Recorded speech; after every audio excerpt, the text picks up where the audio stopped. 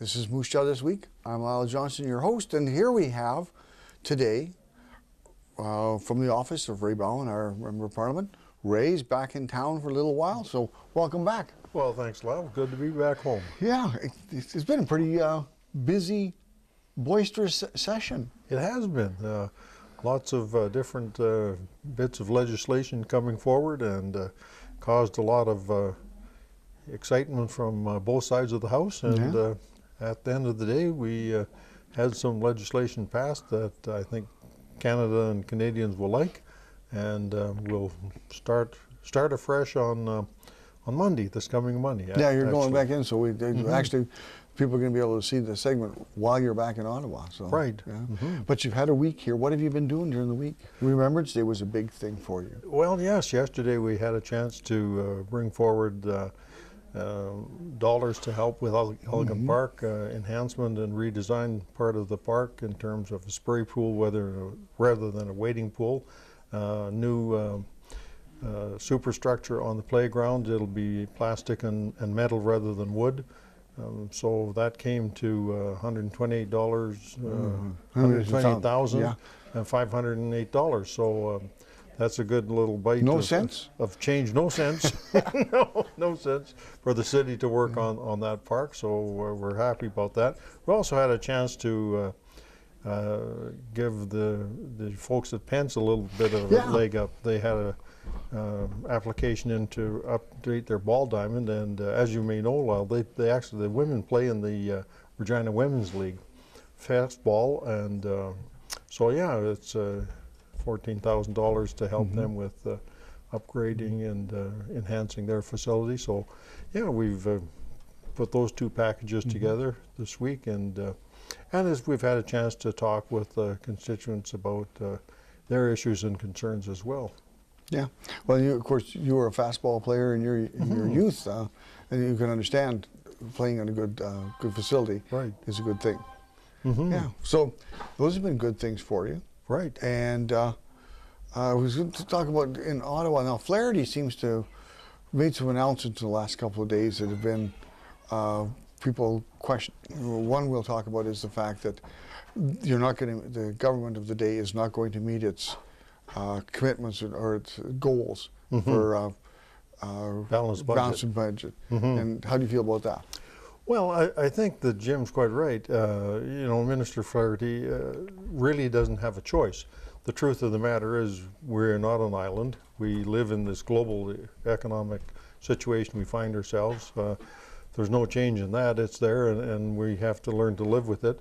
The country as a whole, Canada being defined as a country, is doing quite well. We're quite strong. Our banking system is very robust, very well accepted. The accrediting agencies say Canada is on the right track. We're leading the G7 in what it is we're doing in promoting new employment and fiscal responsibilities.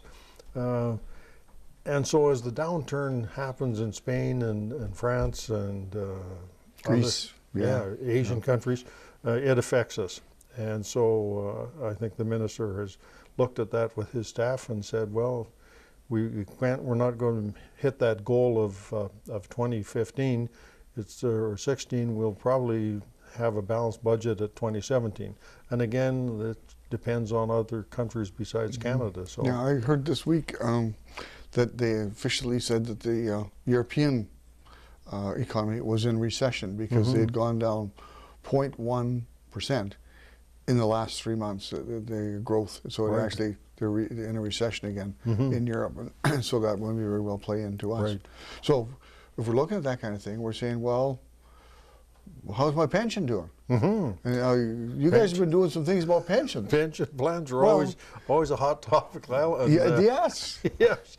And indeed, what happens with the economic fiscal operations across the country, Canada, USA, Asia, Middle East, it all impacts on it because, as you know, pension funds are invested in different kind of stock options and bond options, so they're very sensitive to ups and downs of the market. The Canadian pension with employees of the Dominion of Canada is under review. Our pensions, elected members of Parliament, that pension is under review.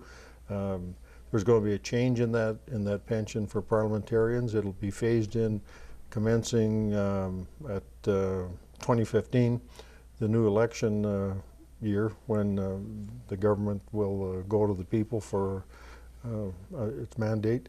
So yeah, there will be a change there, and it'll be quite a big change as it affects members of Parliament and employees of the federal government. But the MPs still get a pretty good pension at the end of the day. At the end of the day, it looks like it'll be a matching pension. So the MPs will put up $1 and the government will put up $1. And that's kind of the model of most pensions that are in operation now. It's a sharing responsibility. So now, what's the timeline for to be eligible?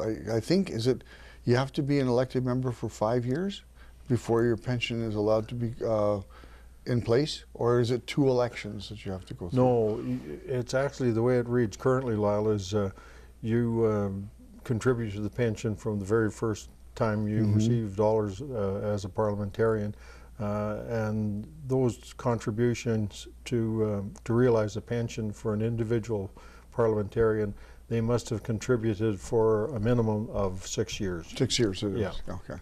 Yeah. Yeah. So I was, that's, I knew that there was some timeline in there. Now, you were home for a week, and then you go back for a month or so. What, a month? 3 weeks? 3 weeks, I think. Okay. Right. And what kind of things are going to happen then? From What Monday on? else are things you got? What are the things that are going to come forward that you think will be of interest to us? Right. Well, the budget still has to have final approval.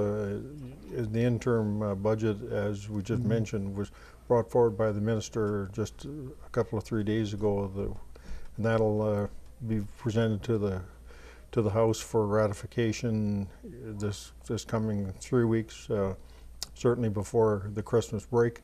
Other issues, there will be the Indian Act. We'll be speaking on that this coming week. There's some changes happening there, particularly around land management and land ownership. So those are a couple of items that'll find its way certainly on the order paper for the day. And then there's kind of the daily things that happen. These youngsters that are found themselves at odds with immigration over in Regina, and issues like that come along and just drop in on top of you. So you have to deal with them. So are they in your riding? No, actually, the university and that part of the world is in Ralph's riding. So Ralph has spoken in the House a couple of times in defense of the position they're trying to bring forward, that the girls should not be deported. There's here in our office we've had it's about a 50-50 split. We've had people saying the penalty is too severe, other people saying the girls knew what the requirements were and what they could and could not do as on a student visa. I know that is true because I had in younger years a couple of opportunities to attend school in Minnesota and Oregon, and that's right, you sign a waiver that you will not seek employment. I'm sure all countries have the same thing for student visas. You're there to hit the books. I think what their visa said is they're allowed to they could seek work, but it was only on the campus. They couldn't work off the campus, and that's why, and they didn't realize it was off the campus, or at least that's what they say. Yeah, I haven't been real close to that, Lyle. So I've just been picking up information that has been circulated through the media. Yeah. Okay, because now we're coming up to Christmas. Do you have committee meetings where you have to go somewhere, or are you going to be able to actually have a holiday? Because, I remember oftentimes your other holidays were like, we're going to Russia for a meeting, Yeah, it looks like we're going to be able to get probably 14 days in there someplace for a bit of a holiday, and the other time we'll be working in in the office here or in the riding. We're sitting on a couple of committees that may meet over Christmas. The Aboriginals Northern Affairs Committee, and then the Regulations Committee. We sit on that one as well. So we may be back in Ottawa for part of the Christmas season. And when you say the Aboriginal Relations Committee, well, they said they want to change the Indian Act, so obviously that's going to be a hot topic, because hot topic. Yeah, and you know, and it has implications, you know, for history, because it does. Yeah, trying to change something that's 150 years old. Yeah, you know, that's right. And some people want it changed, and some people don't want it changed. Yeah, it's an interesting one, and you're quite right. It's not unanimous. There's different feelings about what it should do or not do, and whether there should be changes to the Act or expansion of the existing Act and leave what's in place.